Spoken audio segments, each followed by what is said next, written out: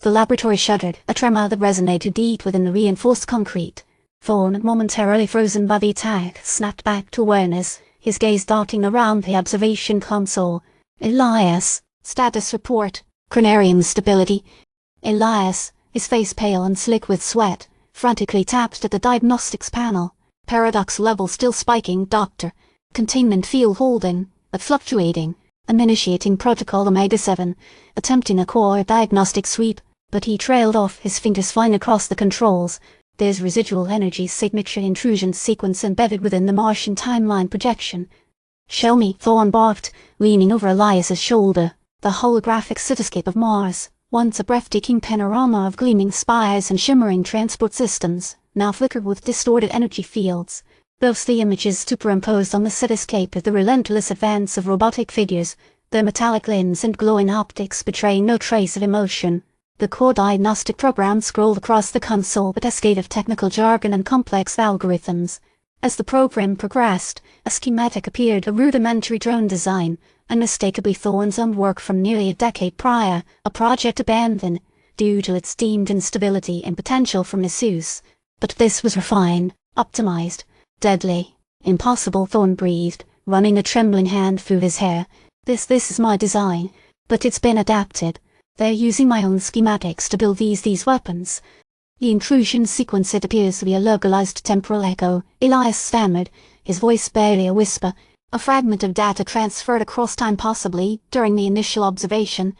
Suddenly, a new image materialized on the console, a figure cloaked in shadow, standing amidst the Martian drones, seemingly directing their movements. The figure's face was obscured by a metallic mask, but the build and posture was unsettlingly familiar. That's me, Thorne whispered, his voice thick with dread, or someone who looks exactly like me.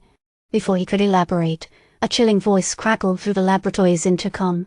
Architect Thorne, your echoes are disruptive. Containment is imperative.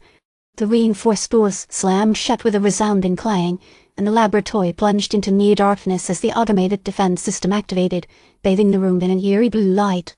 Protocol Omega-7 is almost complete, Elias shouted over the escalating alarms. I'm attempting to isolate the intrusion sequence, but another image flashed on the console, a fragment of Sumerian text, translated and overlaid onto the schematic of the Martian drones. Thorne recognized it, an ancient formula, buried deep within his grandfather's research notes. The Weaver's Gambit, Thorne read aloud, his voice trembling. What does that mean, Elias? Search the archives. Find anything related to this formula. Doctor, I'm detecting movement outside the containment field. Elias warned, his eyes wide with alarm. They're trying to breach the doors. A series of energy blasts struck the reinforced doors, shaking the laboratory violently. The containment field shimmered, struggling to hold. Protocol Omega-7 has revealed a disturbing anomaly, Elias announced, his voice strained. The Martian timeline projection isn't just a passive observation, it's entangled with our own reality. The changes occurring on Mars are affecting ***. And the intrusion sequence is not just data transfer, Elias continued, his fingers flying across the keyboard. It's a blueprint for something far more complex than simple drone construction. A mechanism, a framework to replicate the process, to propagate the anomaly across multiple timelines.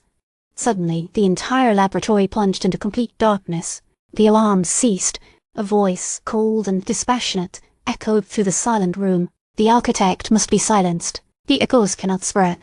The blue light flickered back on, revealing two figures standing before the observation console. They were clad in archaic armor, their faces hidden behind identical metallic masks. In their hands, they wielded energy weapons that pulsed with ominous power. You are interfering with the cycle, one of the masked figures said, his voice distorted by a vocoder. The obsidian key cannot be unlocked by your meddling. Thorne, recovering his composure, faced the masked figures with a defiant glare. Who are you? What cycle are you talking about? The other masked figure stepped forward. You seek knowledge that is not yours to possess. The Watchers have decreed that your experiments must end. The first figure raised his energy weapon. The loom of ages is being rewoven. You are merely a thread to be cut. Just as the energy weapon discharged, a surge of power erupted from the cranarium core, throwing the laboratory into chaos. The holographic projection of Mars dissolved into a swirling vortex of energy, and a fragmented image flashed across the console, a single, cryptic phrase: the paradox engine is awakening. The last thing Thorne heard before darkness enveloped him was Elias's frantic voice.